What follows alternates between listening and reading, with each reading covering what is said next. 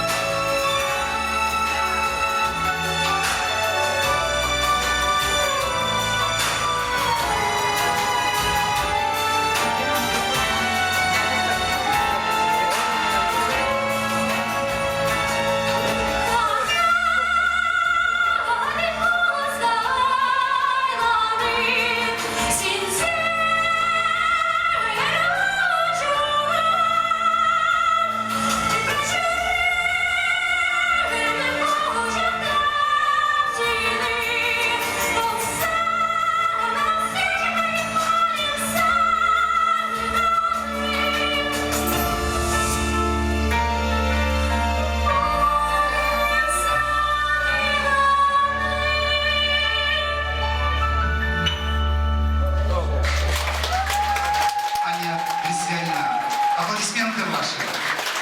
Там сложнейшая песня.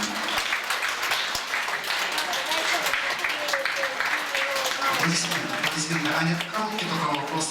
Как удается на хакасском столько много текста выучить? Сегодня было 4 песни. Это очень огромный и большой каждодневный труд. Спасибо. Спасибо. Удачи. Творческих